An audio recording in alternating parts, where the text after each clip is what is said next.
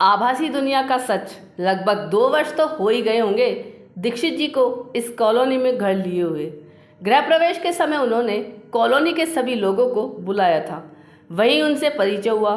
केंद्र सरकार की सेवा में उच्च पद से सेवानिवृत्ति उपरांत मिले फंड आदि से उन्होंने यह मकान लिया था। इकलौते बेटा बहू इसी शहर में किसी कंपनी में कार्यरत थे। 4 लोगों वाले उस घर में प्राय सन्नाटा ही पसरा रहता। चूँकि हमारा घर उनके घर के बिल्कुल सामने ही है तो आते जाते वहाँ नज़र पड़ ही जाती थी। दीक्षित जी कभी कभार ही घर से बाहर निकलते थे। प्राय अपने घर के लॉन में ही कुर्सी डालकर पत्नी के साथ बैठकर आने जाने वाले लोगों को निहारते रहते थे। अफसरियत या सौभाग्यवश जो भी कारण हो, उन्होंने कभी भी आगे रहकर बातचीत करने की पहल नहीं की। हमारे अभिवादन करने पर ही वे बोला करते थे। बेटा बहू भी किसी से बात नहीं करते थे। छुट्टी वाले दिन वे चारों अपनी कार से घूमने निकल जाते। ज्ञात यह भी हुआ कि रूखा व्यक्तित्व होने के कारण अपने कार्यकाल के समय दीक्षित जी बहुत अलोकप्रिय अधिकारी रहे थे। एक शाम हम ऑफिस से लौटे ही थे कि दरवाजे पर दस्तक हुई। बेटे ने दरवाज़ा खोला तो दरवाजे पर बदहवास हालत में दीक्षित जी की पत्नी को खड़े पाया। इन्हें पता नहीं क्या हुआ, बैठे बैठे बेहोश हो गए। वे उसी बदहवास हालत में जल्दी जल्दी बोल रही थी। आप परेशान ना हो, हम चलकर देखते हैं, कहते हुए हमने अपने कपड़े भी नहीं बदले और उनके साथ चले आए।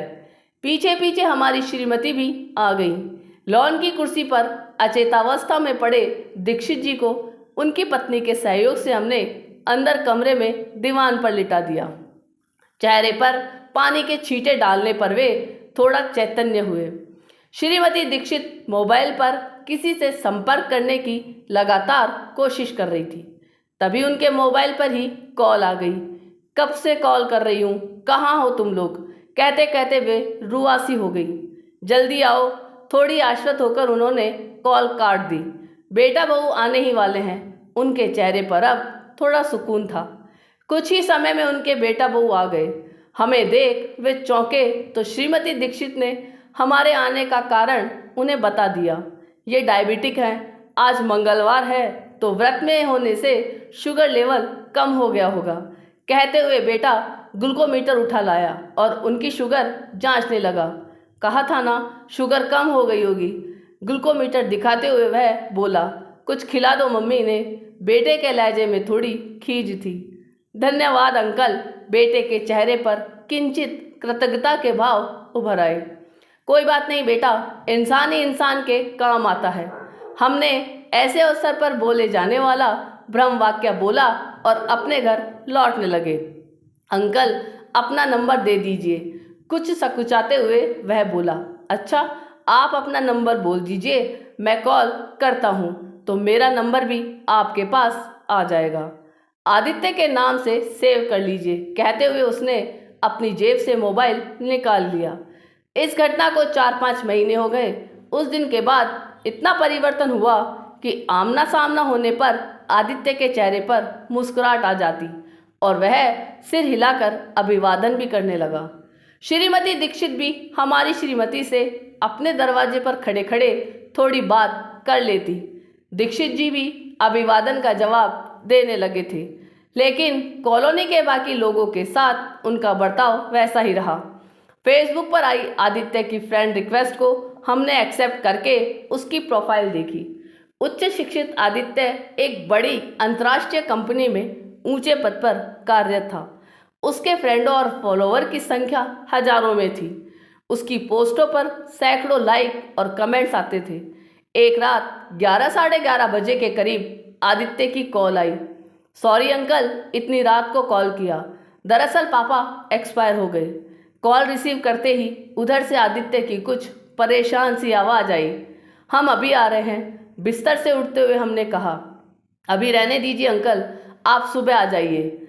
आदित्य ने मना कर दिया। सुबह आकर क्रियाक्रम का सामान लाना होगा। यहाँ कॉलोनी के लोगों से भी कह देंगे, हमने थोड़ा जिम्मेवारी दर्शाते हुए कहा। कह दीजिए, उसने लगभग उदासीन ढंग से कहा। वैसे मैंने सोशल मीडिया पर मैसेज डाल दिया है।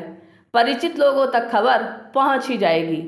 आत्मविश्वास से भरे लहजे से यह कहकर आदित्य ने कॉल डिस्कनेक्ट कर दी। अल सुबह उठकर हम पति पत्नी चाय लेकर दीक्षित जी के घर पहुंच गए। उनके यहाँ पहुंचने वाले हम पहले व्यक्ति थे। हमने कॉलोनी के अन्य लोगों को भी यह खबर दे दी थी। कुछ देर में उनके 2-3 रिश्तेदार भी आ गए। उन्होंने क्रियाक्रम की तैयारी आरंभ कर दी। अंतिम यात्रा का क्या समय दिया है? हमने 10 बजा रही घड़ी को देखते हुए पूछा। 9 बजे का। आदित्य के स्वर में थोड़ी चिंता थी। हमने मोबाइल पे फेसबुक पर आदित्य का स्टेटस देखा। उसने पिताजी के फोटो के साथ उनके निधन की पोस्ट डाली थी। इस पोस्ट पर 3800 से ज़्यादा सैड वाली इमोजी और 900 से ज़्यादा RIP या सादर नमन विनम्र श्रद्धांजलि के मैसेज आए थे। ये मिनट दर मिनट बढ़ रहे थे। अंतिम यात्रा की तैयारी पूर्ण हो गई थी। 11 बजे तक हम 6-7 लोगों के अलावा कोई नहीं था।